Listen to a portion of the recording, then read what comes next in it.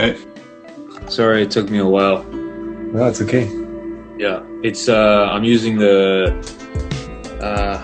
what is it? The concept of anticipation. You know, the longer the people that wait for me, the more they're like, "Oh, this guy's great." You know, but I just came up with that. I was sorry. By the way, Arman, what's your Rory. Rory?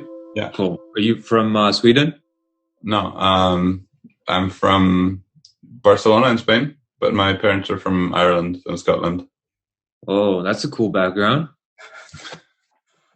That's cool because you kind of look English. Yeah, so like Irish. And so is your first language Spanish or is it English? Both. Both? And Catalan. Cool. Sorry? And Catalan. Catalan. Very cool. Very cool. How about you? I am originally from Kazakhstan. Okay. Yeah. I mean, I was born in Soviet Union, and then, for a while it was still very Soviet. So I would say Soviet Union, really, to be culturally accurate, but to be like paper accurate, I was born in Kazakhstan, but raised there. But kind of like the three of us, I feel like we're all humans of this planet and really don't really have a home, Yeah.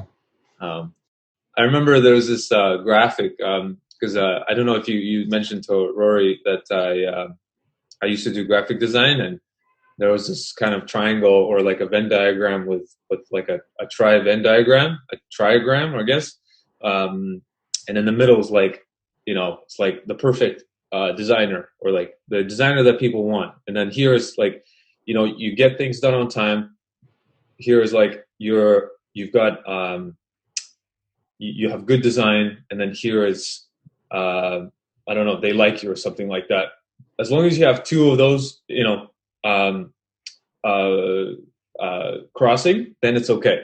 So as long as your design is okay and you're a good person, then it's okay. As long as you're on time and you're a good person, it's okay. All three of them are okay. So I was always not on time, but I could do good design and people like me. So yeah. Okay, so sorry, are you an undergrad or grad? Undergrad in sustainable design in it's SJW. Design plus change, which is like I would call it design and sustainability, not sustainable design, because it's what I've been learning has been like these two things separately as well as together. So it's maybe we'll get into like why I think this is how I think of this course. So it was a bit of a loop. Like I started out, I remember like we had like a 1 month module where it was about this kind of like environmental scanning, we called it, just like looking at possible topics and trying to find your topic. What could I want to do for the following 2 months after this one? And they said like, maybe you'll know, and maybe some of you know already what you want to do and some of you don't. And I think when they said that, I was like, actually, I think I do know.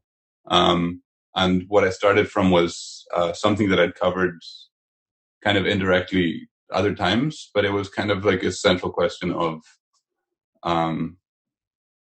if this is design plus change, so it's design and sustainability, and it's about using design in a way that is creating positive change,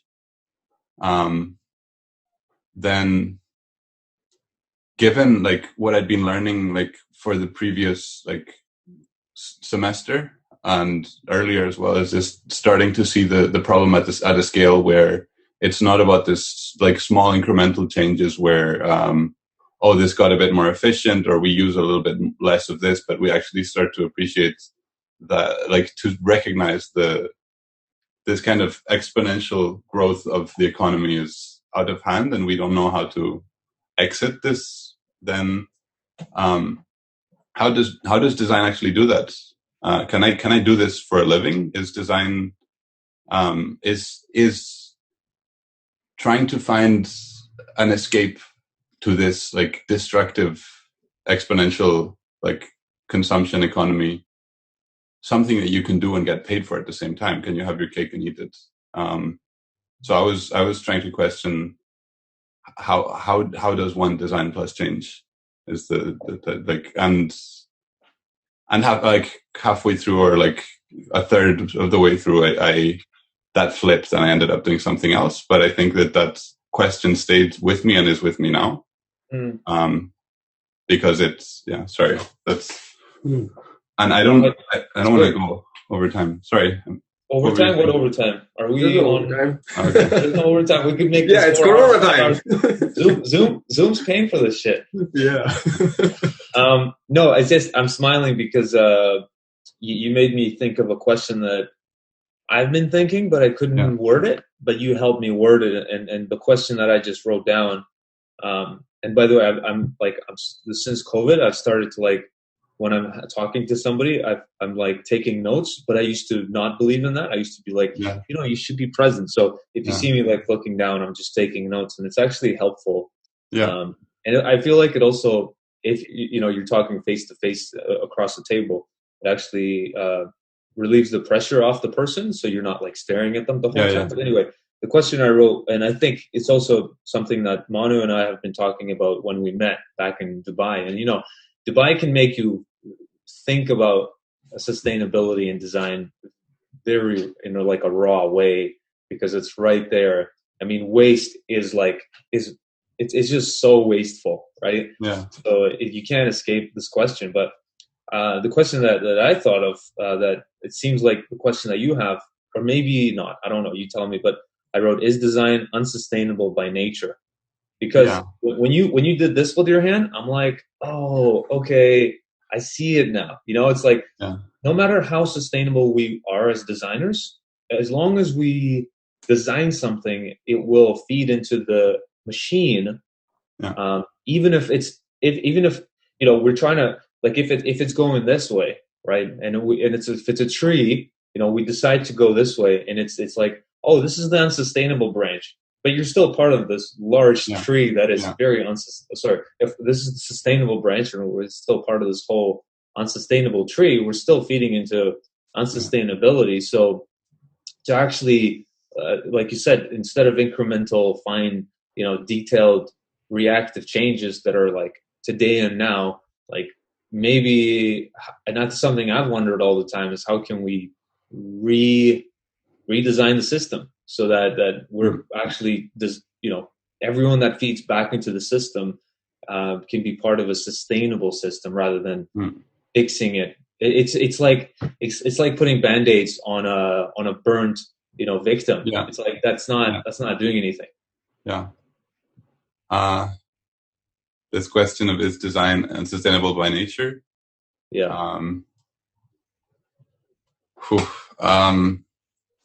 So I think part of maybe why, from my impression of why I failed my report, is because I was trying to propose a way in which to me, I thought that design can be a sustainable thing.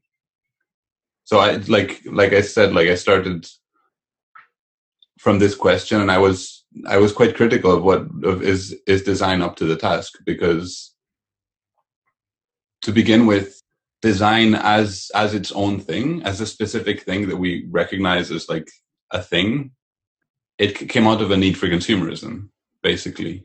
And before that, we had things like arts and crafts, not like industrial, like mass production, right? And design came out of this. And if we want to go away from this, it has to be something different than that. It has to be something different than product design. It has to be something different. And when we think, like, there's been like this, like, more recently people talk about like, oh, service design, that's a good way. You did, like, all of this is getting in the direction of like degrowth. If you're, like, people talk about, oh, you can design a service as well as a product. And then it's the idea of like dematerializing the economy, is like removing the energy and resource consumption of the economy, and still having an economy that grows. And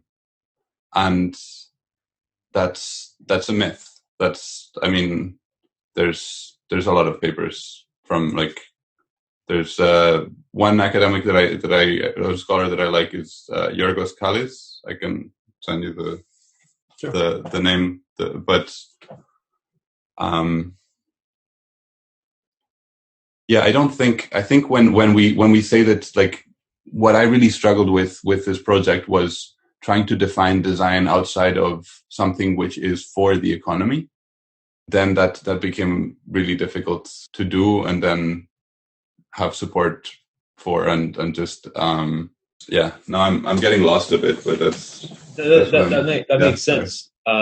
It's a good, it is like you said, it is a myth, and more than that, it's like a pipe dream, to think, we should be sustainable, and consumerism is bad and capitalism is bad, and we should design outside of the economy. But maybe, like, to me, since I've taken up education as my main source of like interest and passion, I'm more convinced that it's not about, designing outside of something, but designing within something. But if the system of economy is not helping the design system, then maybe the economy system needs to also change. And if design can help with that, right, then that's what it should be, because nothing is really done in isolation. So I think you're right. I think it's almost like too much to ask of students to think, not to think, but to propose, like, how can you design something outside of the economy, or something, sustainable? Because, like you said, like, economy is not that bad, and also it feeds the design process, and we can use that to come up with some, beautiful solutions. Unfortunately, consumerism has it's outweighed creativity and kind of the process of enjoying a product. And even looking at things like, arts and crafts, and going even further back to, when people made necklaces out of shells and like islands, that was a type of consumerism. When we eat, we consume things, and even in nature, things consume one another. So I don't think we can take consumerism out of it. I think the scales have tipped so hard for consumerism that we see it as this bad thing. But, like, now our job is to design. I think, yeah, I think, I don't know what your program is like, but if I was there, in the education department, I would really work hard on cross-pollinating different universities and different fields, like economy and sociology and biology and everything, with the design thinking process, so that they work with us, and that their system is like, they make a wireframe, like a PCB or whatever, and then we just lay ours on top of it, and everything's just flowing nicely. You know what I mean? So anyway, these are just some thoughts I'm having. What do you think? Yeah. Yeah, I forgot. Like, I something I would add to what, like, the first thing that your first prompt about, like, is design unsustainable by nature, was like, I saw it as having come out of a certain historical moment when it was this need for, like, there's an economist called Kate Raworth who basically puts it like, we have an economy that needs to grow whether or not we thrive or flourish, and we need an economy that makes us thrive and flourish whether or not it grows. So it came out of that moment where it was like, after the First World War, governments wanted to grow their economies to become competitive, and then kind of, yeah, like, it's not like exactly like spot on the same moment, but it's basically answered to that potential of, like, creating stuff so that people can buy it. But that, like, I see that as, like, that's where it's been coming out of, and I feel like what I would have said was like that. I think it was implied, but basically, just to spell it out, was like, if it's going to be sustainable, we need to redesign design itself. Mm-hmm. And that's what I kind of was trying to do, is like, what would design be if it was actually helpful for mm-hmm. creating sustainability? So what did you come up with? I mean, the first thing to say about this is that it's not like me building a cathedral, because that's insane. Like, I'm not proposing that I can like say, yeah, everyone who came before, that's rubbish. Like, I know what we need. Like, you guys have no idea. But I mean, what I came up with is more like an orientation or an inclination of like, I mean, it's almost like enough is enough. It's basically like the idea that it's like, I see this as like, when we're looking at these like problems at the scale at which they exist, which is like insurmountable, we can't imagine, like I mentioned to you earlier, there's like quote of like, it's easier to imagine the end of the world than the end of capitalism. That's a good one. That this is a problem of power, that it's by designing at the margins of the problem, we're not gonna get anything done. Like, if I make like, oh, you can recycle better now, or like, even like circular economy, Green New Deal, all of these are. This is still like a bargaining chip by those who are in power. They're like giving you as much as they can, as little as they can. Like, they're trying to hold on to everything, but yeah, I got lost again. But maybe I missed your like what you said after, because I was returning to what I started with, but I think maybe I missed. That's okay. There's a conversation. If you get lost in things, it's what I find, and I don't know if Manu mentioned this, but I don't really stay on topic. And you're making me think of this idea that I have about dialogue, is that a dialogue is like 20% actual like exchange, and it's 80% monologue. It's just two monologues, and it's actually healthy, because you're getting to voice what you have, and you're reflecting it towards yourself, and you're getting to think about things. And this could be a recorded video from your side, and I could just be speaking to myself, and this could work. And maybe this is a great idea for an app in the future, but I'm not going to do it because I'm lazy. But I think getting lost is a great thing. I think again, one of the things that we've designed the system, right, is that the consumerist, the capitalist system that we fed and designed so well. Really, that's one of the problems of design. I think is that some people are such good designers that they've designed the system too good to actually redesign it now.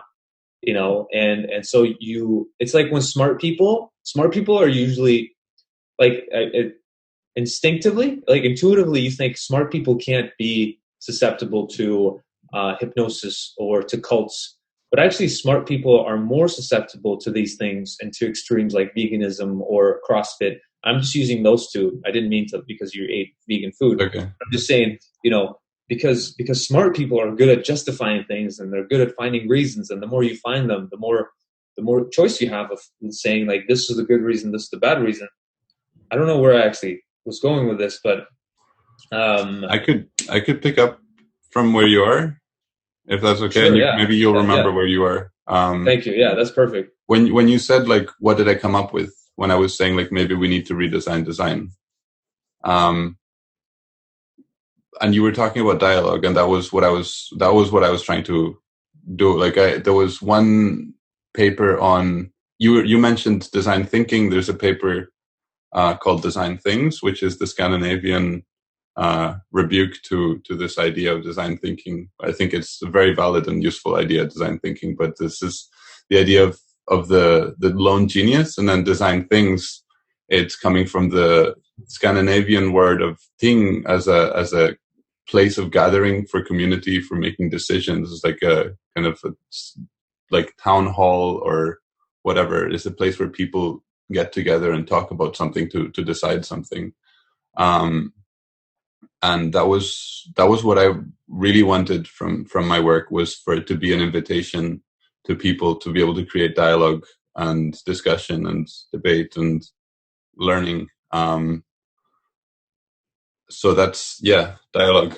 that would be like the main thing. And I actually, along the way, talked to about 20 different people for about like almost an hour each. I had this kind of a structure for a conversation and recorded everything, but I basically, to get people to be willing to talk to me, I just said, like, I'm not going to use any of it for anything else than just go back on and see what everyone said, which I actually haven't had much time to do, which I probably should do now that I have time. But yeah, I just think like this idea of participatory design is like Absolutely. If yeah, design Absolutely. by the community for the community, kind of a community economy where you're in charge of the politics and the economy. They're together, they're one thing, and all of this is like, if you've ever heard of permaculture, that is design as well. That is like not as well, Absolutely. but it's like actual design that is not unsustainable. Absolutely. Yeah. So, and it's when I think of like permaculture or, collaborative design thinking, and I don't know if, Mana told you about, now I'm working with like toddlers. And so when I work with toddlers, parents have to come in to drop them off, and pick them up. And we've introduced for like over a year now this program where they just come in for the first hour and they come in for the last 30 minutes and they just spend that time in the classroom. They talk to one another, and it's just, what's happened is now they've created the whole curriculum for us, because they've done it, and they've done it with the kids. We've been talking about it, and now we've extended to the community, right, the neighborhood, and we're having some people come in here and there, give talks, and just it's like we didn't think it would be possible, but we just tried it anyway because demographic, they're very wealthy people. They don't have much time, and they didn't know that they wanted that communion, And my whole thing is same as you. I think when design is shared and it's collaborative and it's distributed, it's actually more sustainable. Just like in nature, it's not like the one bird is going to do all the work in the forest, right? The bird has like a 0.00001% of the work of the forest, and everything is so distributed that everything is actually sustainable. Right. And when the bird leaves, it's not that much that big of a loss. But let's say a company goes down, now that's hundreds of thousands of jobs. That's technology that can't be reached to people. The supply chain is broken because everything depends and everything is so efficient. Because money again is involved. It's about cutting costs. In nature, there are no costs. There are no transactions. Everything is just, it's almost this gift mentality. It's like, I'm giving you the gift because you're going to pass it on, because he's going to pass it on. And it's this cycle, right? I'm totally for that. I don't know what the answer is, but it's great that, we're having these discussions because, I'm 100% for that. And I don't know how, like, what I can do and how I can help with that and what that looks like for design. What do you, you mentioned multiverse, and then Manu sent me another slideshow. I didn't really understand because it was out of context. Can you like walk me through your thesis or like what you're working on? Yeah. Okay. So, I want to make sure I don't forget stuff that you said now that I wanted to make a mental note. You can say anything. You can do the multiverse after. I'm trying to just make a mental note of something that you said now, and then I can go into this. I have pen and paper, brother, if you want to write something down. Or you honestly just go, just be free. Yeah.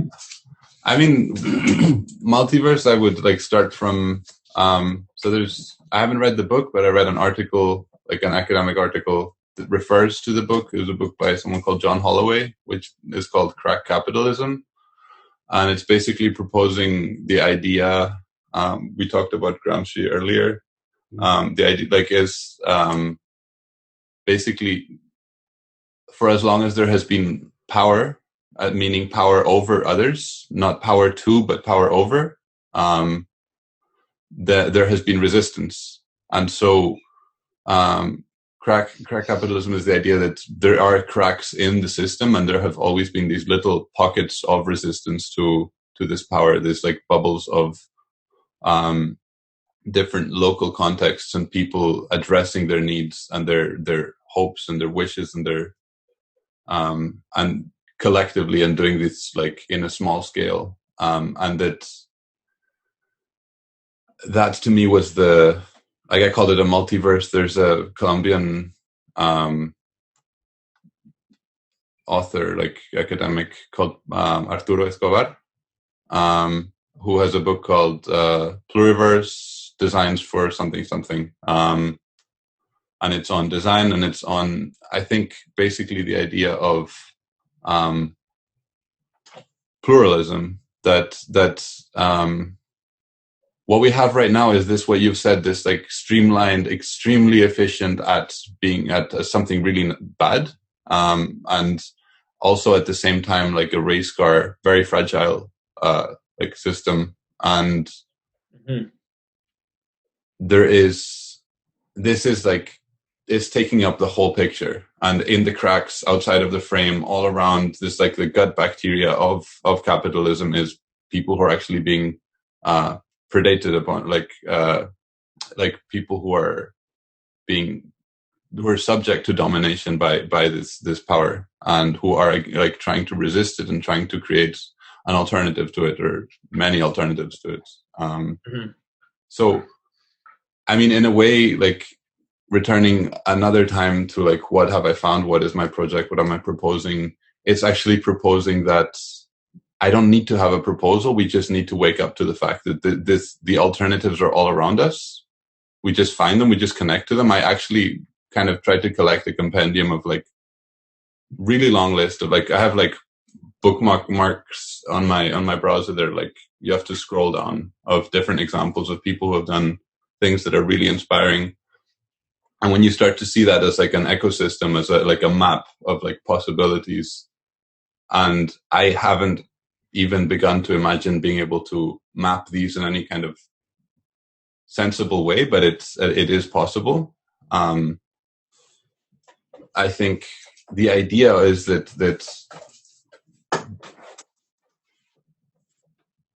we just, like, all you need is like the people around you and your community. Connect to them, have a conversation with them, find out what needs and what dreams you have, and what limitations as well.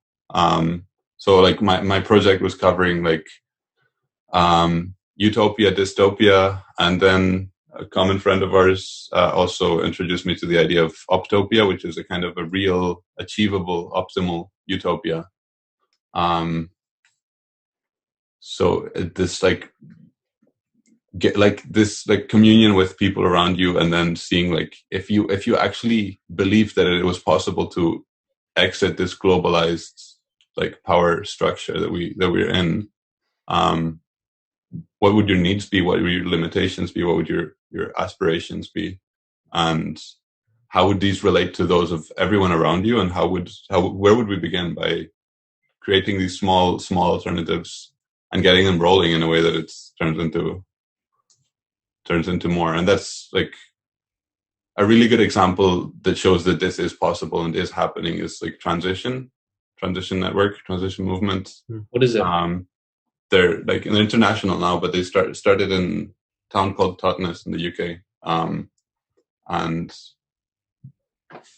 yeah, I think they're part of it, but it's like, yeah, they show that it's possible. Like, yeah, they've got transition towns, so they've kind of got these models where they're experimenting with it. But I guess I don't know how different it is from an eco village, but I don't know. It is different. Like they've basically, it's the idea that you get together as like they did this quite a lot as like as a street. You get like groups of 6 to 10 neighbors, and start to look at really practical, small scale changes that you can make in your everyday life that will make a difference on energy and resource consumption. Say like a solar panel for the whole street, or like something small, or like installing a water collection, or starting to have like a garden in your backyard, or all of these little small things. And then these can kind of like, people see that they've already like by doing this small thing, they've already started to save a lot of money. But then also things like, starting to look at this cooperative model of employment and business, where people are producing together as equals for the people around them, from resources mostly coming from around them, and it's that's to me is one of the really like credible and promising possibilities of like if we what you talked about working from within the system, not outside of it, or like the Buckminster Fuller quote of like you. I don't know if it was like you don't design. Basically, the idea that if you want to move past something, you design it better. You don't do different. You do better. I'm not getting the quote well, but it's basically saying like it's not just saying anti-capitalism, but it's like post-capitalism. Like, what would that look like? Right. I'm going like all over the place with this, and I'm going to try. It's perfect. It's perfect. I'm keeping up. Right, Manu? You? Yeah. I was reminded of Buckminster's because I was trying to think of the geodesic domes as a housing alternative. Yeah. I was really inspired by that. But no, he's a good thinker. Yeah, for sure. Can I throw a few things? Because I know No. It's between me and... No, I'm just kidding. Oh, shit. Okay, go ahead. Then go for it.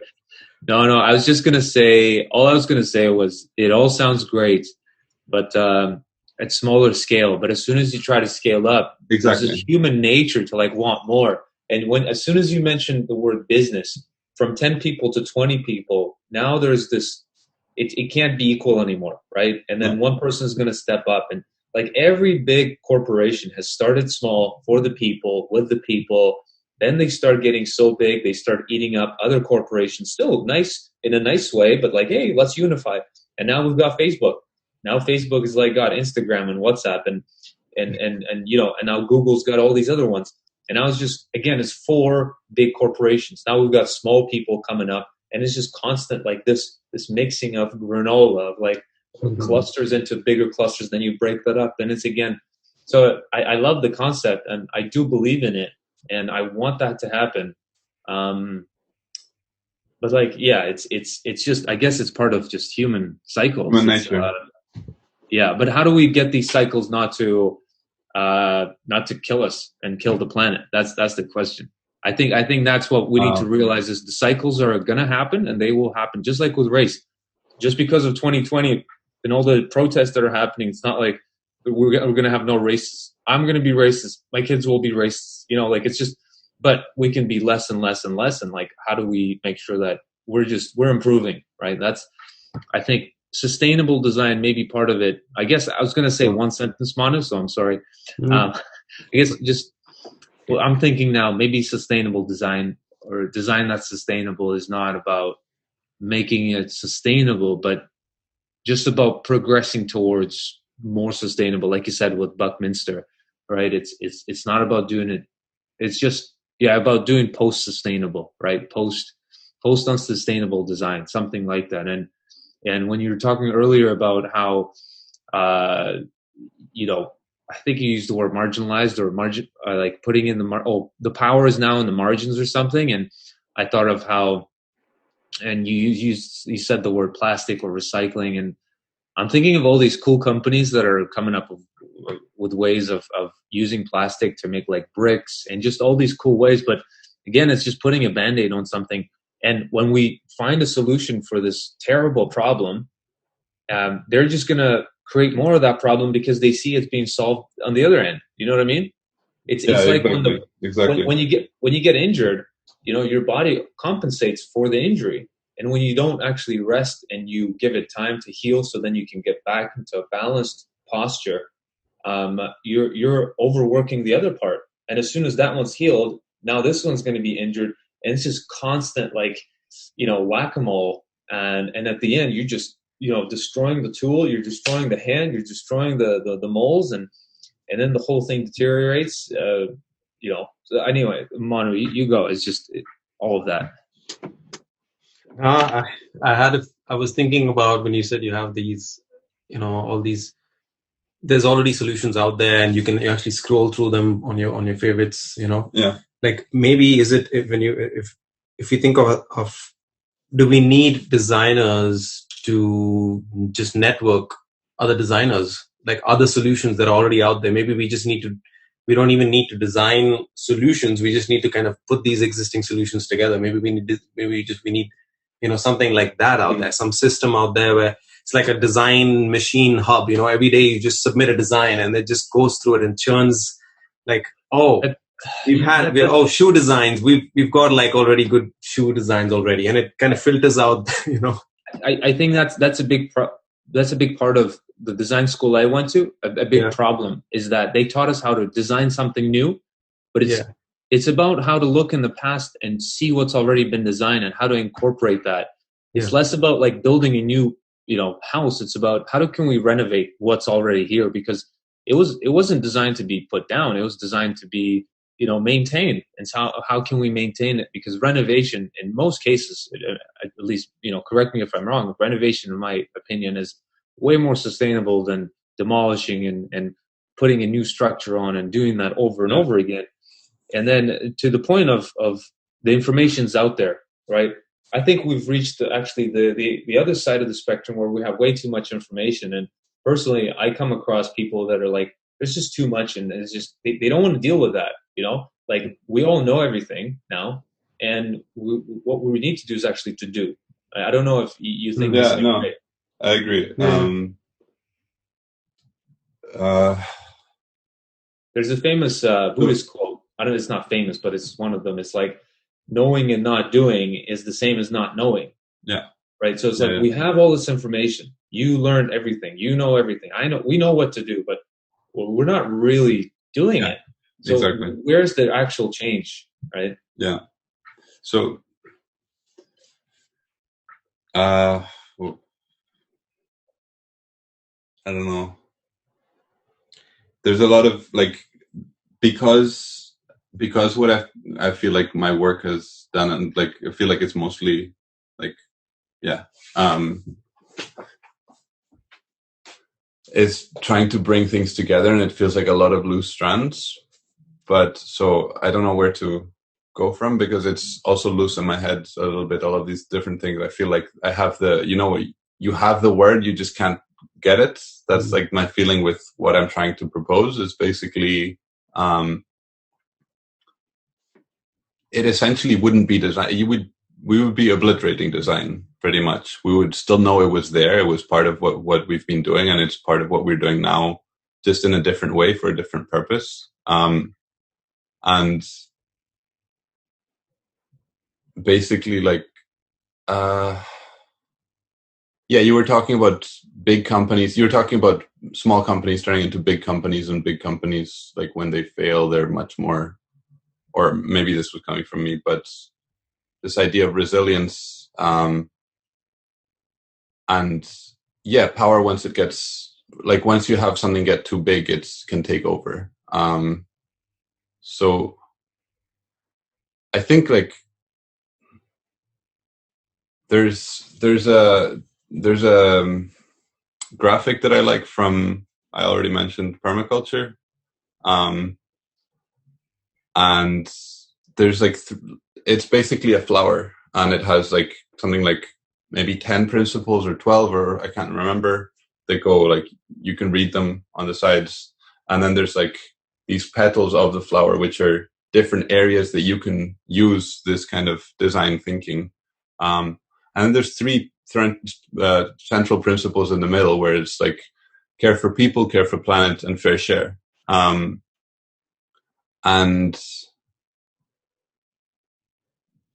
when we see, when we see the virus, and that's created a lot of damage, like a lot of harm and suffering. And then there is the recession that will come, that is coming out of it, and that's going to be much more long lasting. And then we think of maybe the environmental emergency, and that's going to be a even larger scale of like unimaginable like impact. I think when you're saying like, I'm returning to what you said about like, there is already too much information out there, and I agree. It's too much for me. That's why I'm so scattered, and like, I struggle to communicate what it is that I've done. But basically it's,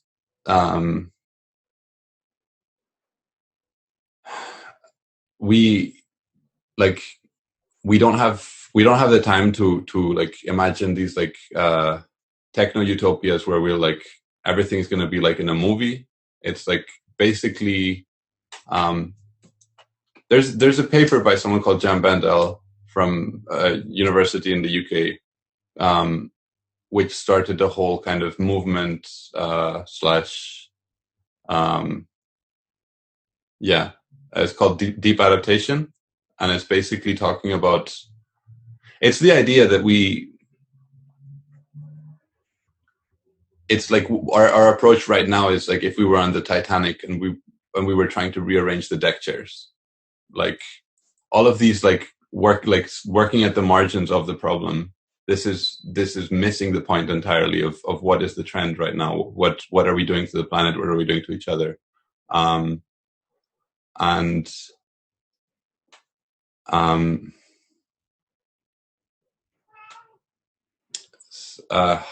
mind is a sieve right now. Basically the idea that what we need is to adapt. Like we can't, this is not about like designing sustainability. This is about, we know there will be 300 million people who will be climate migrants by 2050. Like very, very possibly. We don't really know. Of course, it's like even science doesn't know this, but yeah, like how do we adapt to what has already happened? Like what we've already done, how much carbon we've put into the atmosphere. And part of this is looking at like having a local economy where it's basically, rather than sustainability, we maybe need to start thinking of it in terms of resilience and self-sufficiency and like vulnerability. Like what actually, if we imagine that all of these global supply chains that we depend on crashed, how would we do locally? And then the other side of it is basically, we want this to happen is recognizing our position within the world as like like recognizing the privilege that we have and starting with solidarity and saying like, I don't know how to what I'm proposing with this, but it's basically starting from there and questioning like, how could I like remove myself from this injustice in a way? Like I can't, but like, how do I? Yeah, this is like something I haven't solved at all, but it's basically just knowing that it's there is the beginning of something. Like, I don't know where you take it, but so I'm speaking again to the 3 points of like the permaculture flowers, basically like care for people, care for planet, and fair share. We like, in a way, what I was trying to say with my report was, we have crisis on top of crisis on top of crisis. We have like the virus, we have the recession, we have capitalism, we have racism. Yeah, we have racism. In a way, it's the idea that at a certain point, when it becomes unbearable enough, we will actually, like, people will actually start to get up from the, like, where we're sitting and like very comfortably sitting and start to say, hey, actually, like, I don't want this. Like, I can actually do something. It's just, I've just been too much talk about, like, so far it's just been like all like posturing about sustainability. When it gets bad enough, there will be only one way, one possibility, which is to respond to it. Whether we will do it on time, I don't know. But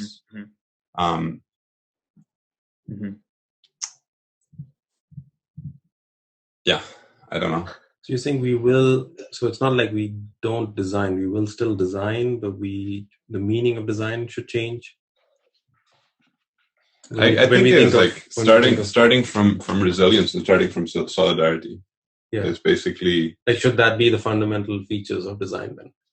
Like, if we are talking about design, that is, like, I think maybe sometimes we struggle to understand, like, we understand things as humans, and then we struggle to understand sustainability when we remove the human element from it, and we like, actually, if it matters, it matters because it's going to create suffering. So if it comes from realizing that we are very fragile in our position right now as like this like Western globalized system, it could be that. It could also be like, hey, people are being horribly exploited all over the planet because of this lifestyle. How could I do different? And I think that from starting to create a collaborative economy for the common good, like local community economy, there's so many, like even in economics, like this like heterodox economics, there is so much out there that is like, even by doing that, by starting to look at like how could I be more self-sufficient, that would be lifting a weight from all of the like too many clothes that we buy, food that's coming from somewhere else that is creating damage in some way or another for other people. But yeah, this like the reason I try to limit myself when I talk is because I get like I go too far and then I lose track of what I was saying. But no, but I don't know where. That's what dialogue is about also. I don't know. Did you tell him that was bad? What kind of friend are you? No. No, I think sometimes when we actually release everything, right, then we can actually we can start to hone it down. I think I do that often as well. I'll have so many ideas that I spout them out, and sputter like a machine gun. And some educators call that brain dumping, and it's actually a healthy thing to do, because then you realize like you've said everything. Now let's get to the essential part. But often we stop right before that beautiful point, and we think, oh, I just said so much, I don't even know. And you reach that climax before and now you've collected all these things, but then you give up. Not you. I mean, same person. But I think it's great, and it also sounds like you're coming from feelings. And I think when we don't have answers for things like this problem, and I don't think we will. I think we should speak from the feelings, because if emotion is quite sustainable. Passion, it's a lot more sustainable. Well, it's not sustainable.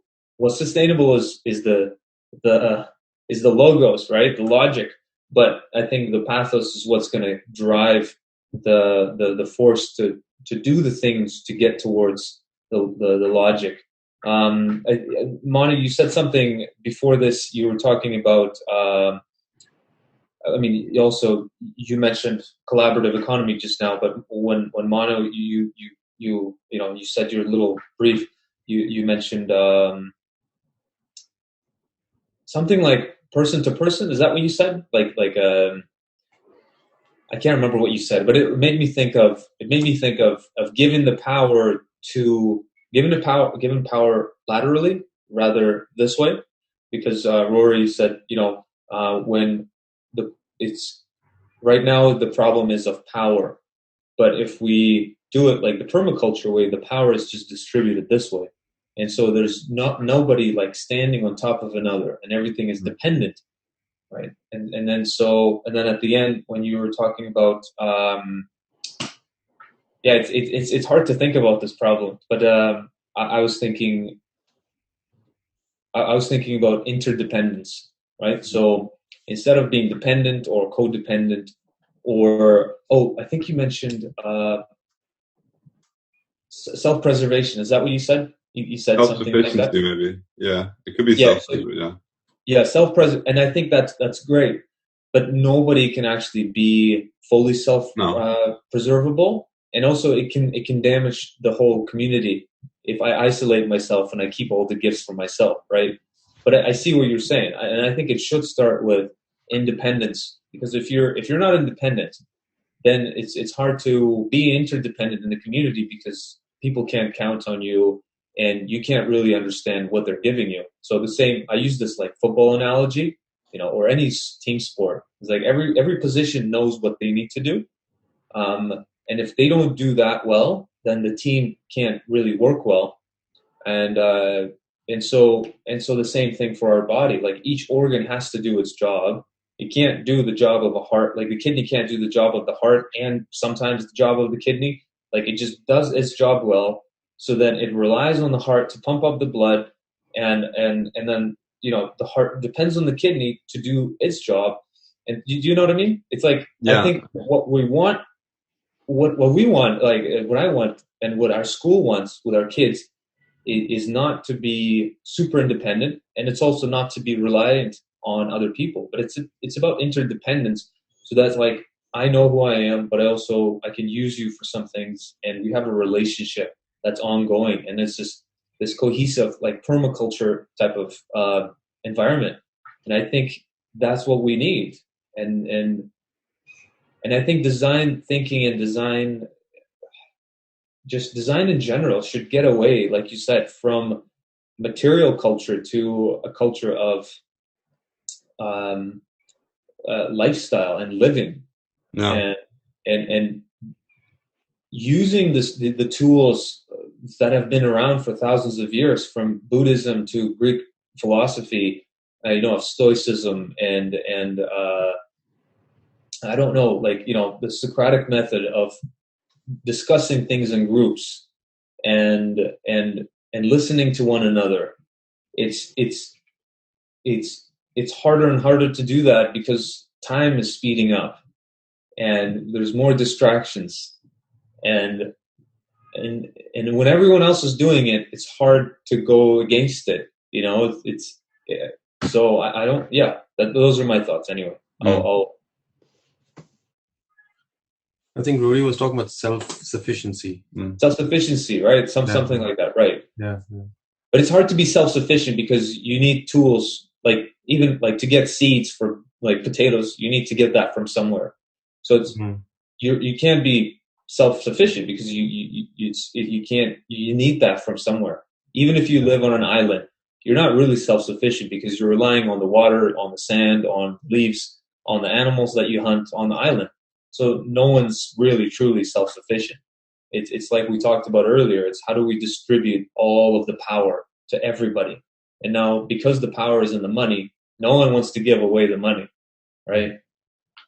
I think so. I mean, from a starting point, self-sufficiency is a good way to break down the current system, right? Because if you think of like, how do you give less power to the ones who are already powerful? Like you start with like, no, I think I have enough. Like I don't need you, and that's a good way to start because you start weaning off the things that you're already used to.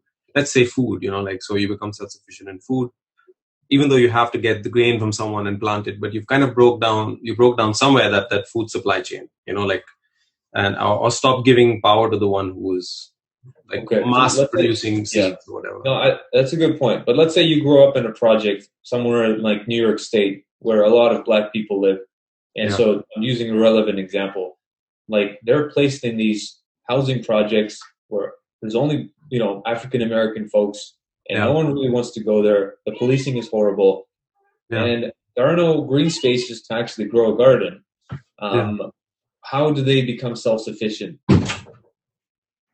Yeah, no, fair point. But I mean this has been done though. Like there's like school teacher from Bronx, I think. I remember that, the green something. Yeah, he did the system like that, and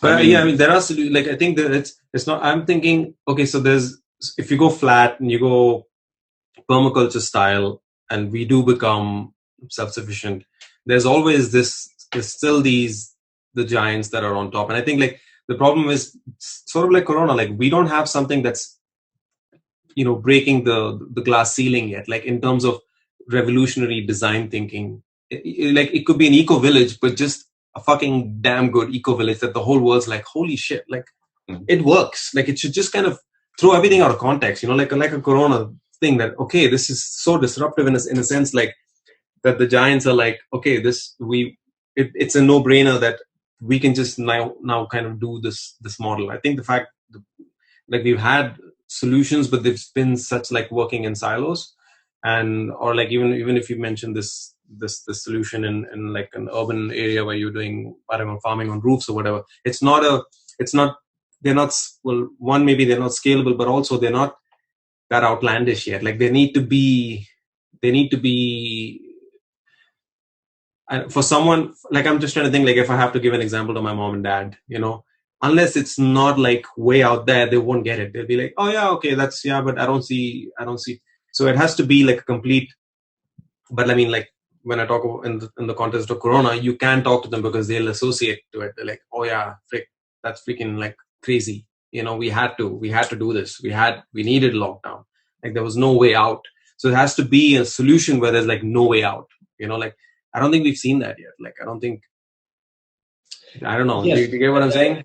I know what you're saying, but to me, as a whole, that solution doesn't sound sustainable because one, it's fear-based, and two, it's based on like a singular event.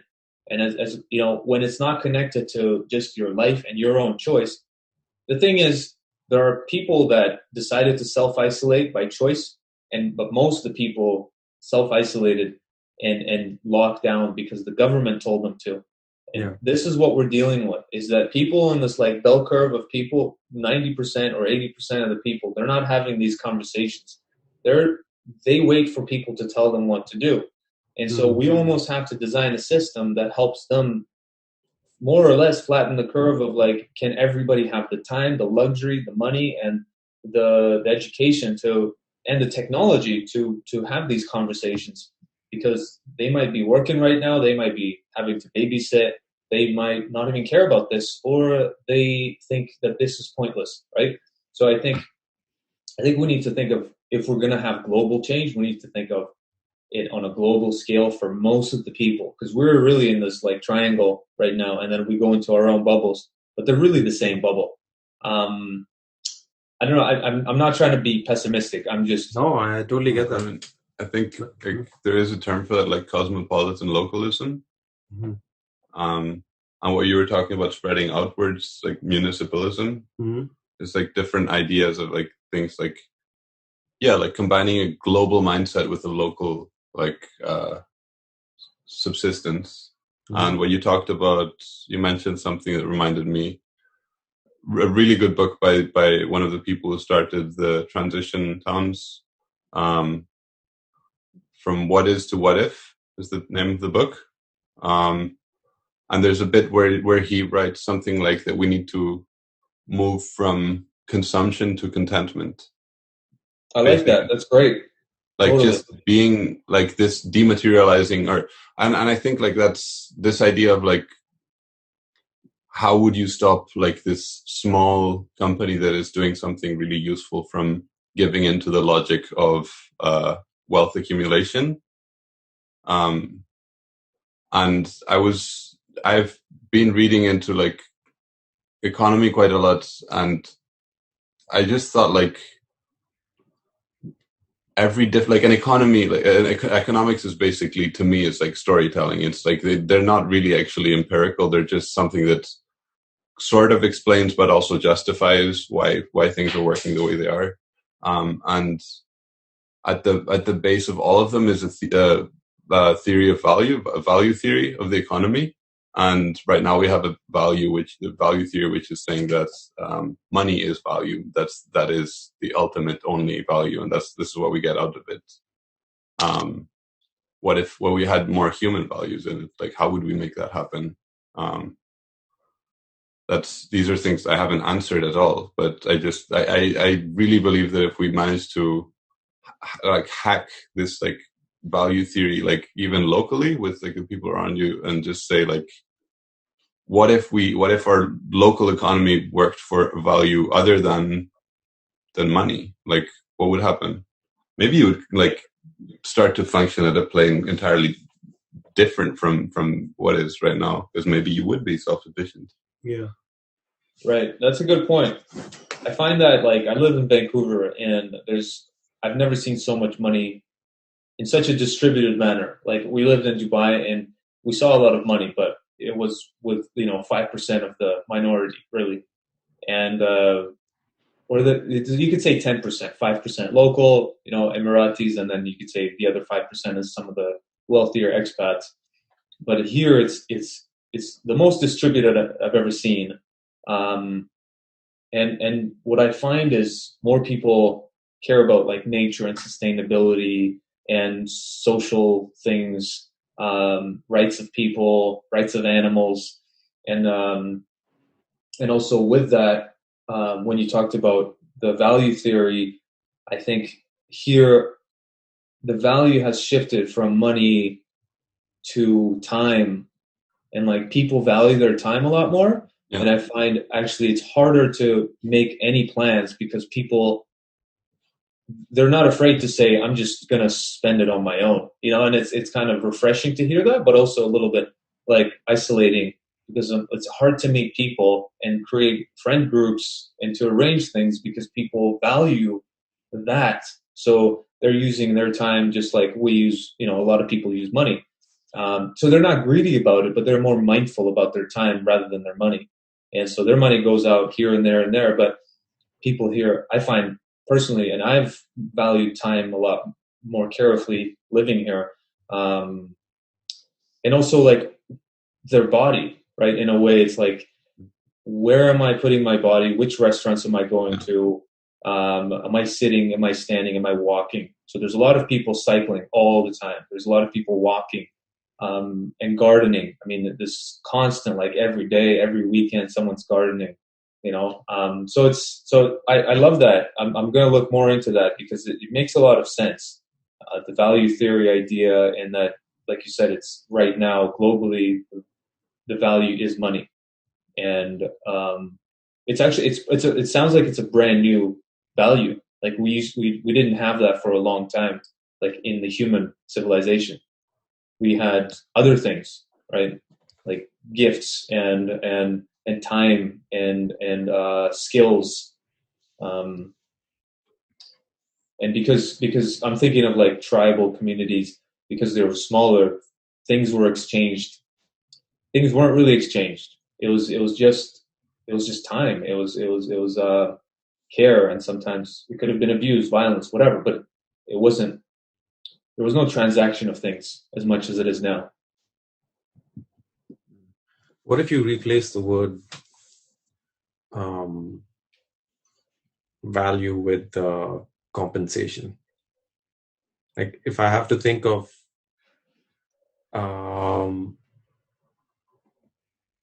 let's say I have to boycott something.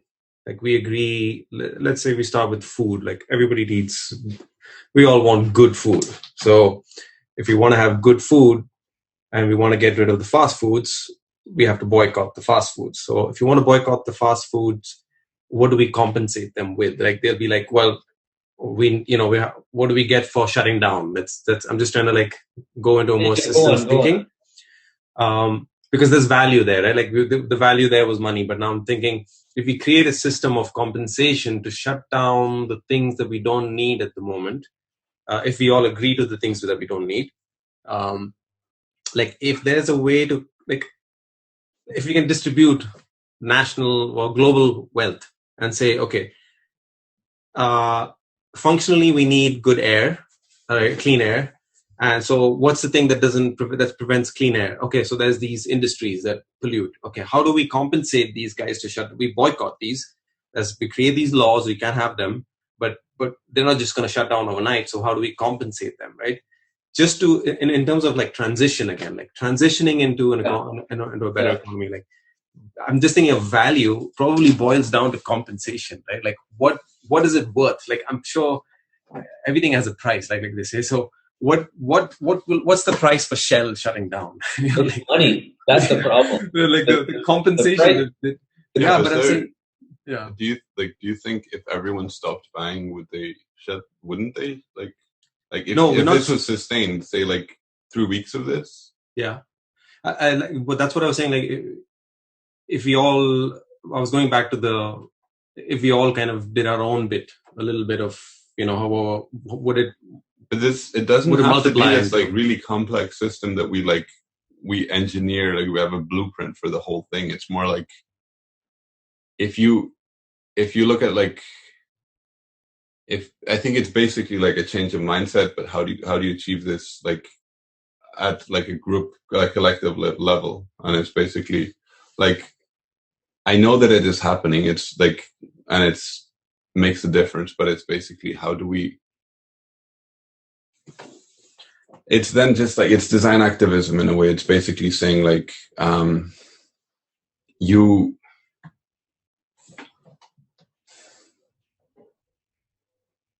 this idea of like other values like time, leisure, rest, food, family, community, your body, health, nature. It's so many of them. It's like it gets like you forget even. But I don't think you need to design a whole system for it. Mm. As long as you can convince one other person, the other person can convince another person to actually appreciate. Like it's not like sounds cultish, but like. But I don't mean a revamp of a whole system. I just mean like one part, like food, let's say. So I gave that as an example. But everyone could do whatever bit that they can do the most change in. Like, so if I can reduce my footprint in one aspect of those. But that's almost like after already having like, this is like, how would it work? And I think that it would work by collective intelligence. It would self-organize. Is that if everyone already wants this, how it will work is how it works. Like they will work in 1,000 different ways in 1,000 different places based on the people that are there and the conditions. But the question that I think is important is like, how do you get the people there? Like, how do you get people? Point where they how do you get people to make that shift in their mind where it's like, yeah, we made the economy. We are the economy. Yeah. How do we actually embody this alternative economy in our practice, in the way that we relate to each other? And that's a mindset shift. I mean, again, I'm talking about something that I haven't done or can't like communicate clearly, but it's saying like, if you realize that the economy is actually just like a construct that we make up, we imagine it into being. Why can't we imagine? And it is at the same time working against us. Then why can't we imagine something better? And as soon as you start to see this as like, economics is basically like storytelling. It's creating a story, an argument, or a reason why things are this way. That it seems it's naturalizing. It's normal, like it's making it inevitable in our minds. I think part of the problem, I get what you're saying, and I agree. I think part of the problem is a lot of people, and I for the longest time thought that economy is this thing that nobody can change, and it's this thing that it's only controlled by the most powerful, and it's a real thing, and it's not this narrative that I play a role in rewriting.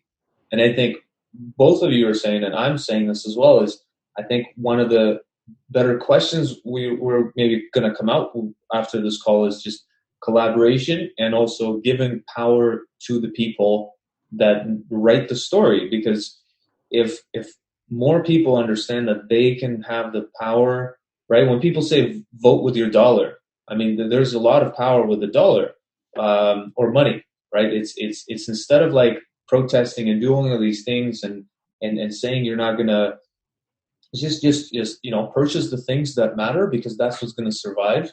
And we're constructing it daily, right? We're giving money to Zoom right now somehow, right? And so I think, and I wrote also transparency. I think the more that the people know, the more that they can make the choices. They may not be the right choices, but at least they can go back and see where they went wrong. But if they don't even have the illusion of a choice, then that's a problem, right? So I think we need to make things transparent, show people where the money's going, and then allow people to make the choices to make the changes to the economy. And so again, when I work with kids, one of the things that we do with the older kids is we'll have like a few fundraisers every year so they can raise money for like more sand or more toys for their playground. And it teaches them like the value of money in a concrete way. It's like we create this value by making these cookies, but how do we get the cookies to be made? Oh, we have to go to the store. And we all get together, we have a field trip, go to the store, we choose the flour, we see the prices, we write them down. And so there's a whole like math and literacy and social education that's happening there, as well as food and nutrition happening. But at the end of the day, they're understanding currency and the value of transaction and gift and value proportion of value. And then when they're getting the donations and when people are buying the cookies and when they're getting the feedback, when they're making the lemonade, they're understanding it concretely and they get a sense of like they get a sense of power and also lack of power, right? They see there's $5 and then they see their mom using $100. I'm like, that's a huge difference between this $5 and your $100. And then they can have the conversation at home of like, how do I get the $100? And so I think part of the solution in design also, it's how do we get away from this, like, the God complex of I'm the designer, I made this thing, and now everyone's using it. But like, you can also design it. Can you do this? Yes, you can. Okay, you can be a part of this design process. Where do you want the buttons on this phone? Where do you want the screen? Do you want it here or there? Like, how big do you want it? And the whole like jailbreak community. I don't know if you can jailbreak your phones.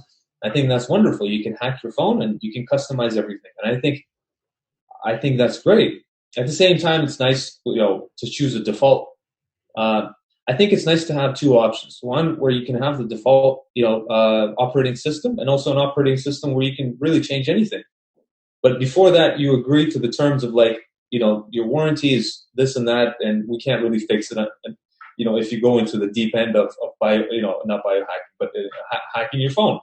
Again, I think it goes back to power, like you said, and power is choice, right? With good parenting is good parenting is very synonymous with good economy and good politics. Is give your children choice, and don't give them too many choices because they don't know, they don't only have to make these two choices today. They have to make 100 other choices.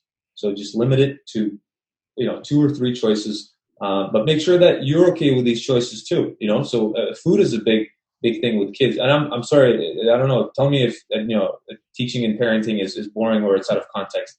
No, it's not. I want to riff off of that, but go on. Okay, because so nutrition is a big topic for a lot of parents, and luckily, like, none of our kids have that problem, because I think most of that's because they come from Eastern backgrounds, and so their palate is just used to everything, and they eat everything from fermented to meats to grain to dairy. But I think a lot of the Western kids they have issues with being very selective with their tongues.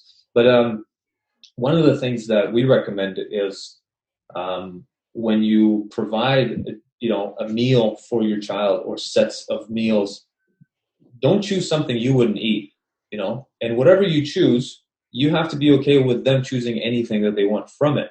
So let's say you give them a bunch of broccoli, chicken, and pasta.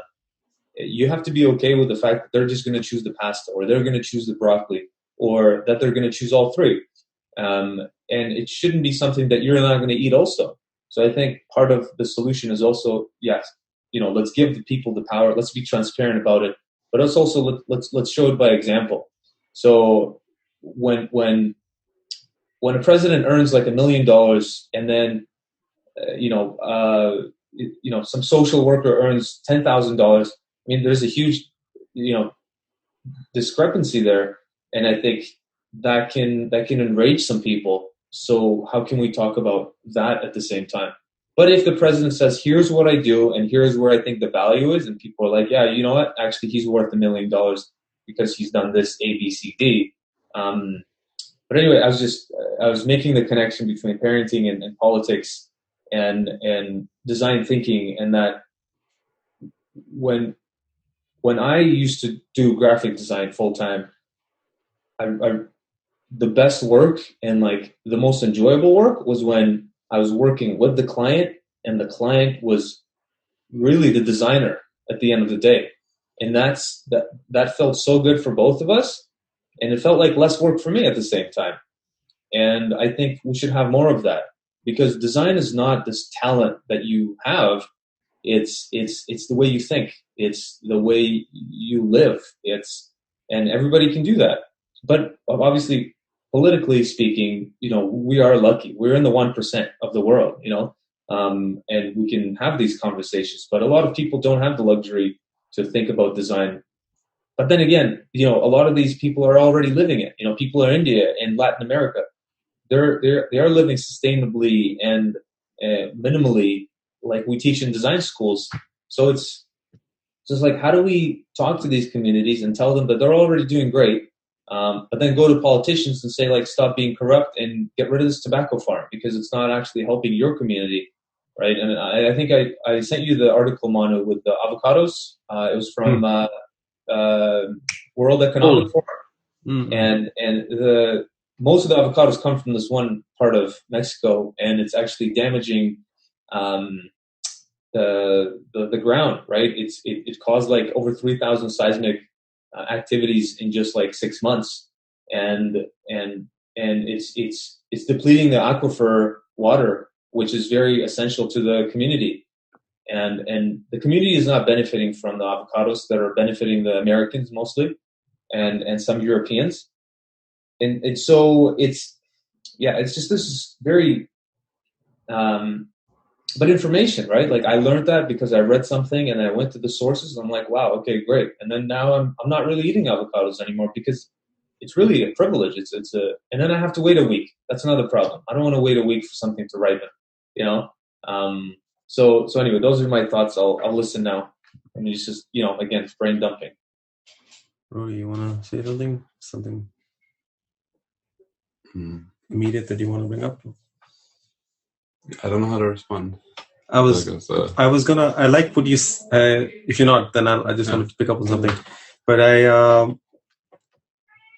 because you mentioned that, 90% of us don't know how they're part of this whole synthesis. And there's three of us, and there's very few of us who can kind of see the bigger picture, and maybe that's a privilege, and maybe because of where we come from or what we've studied, and, and because we have it home.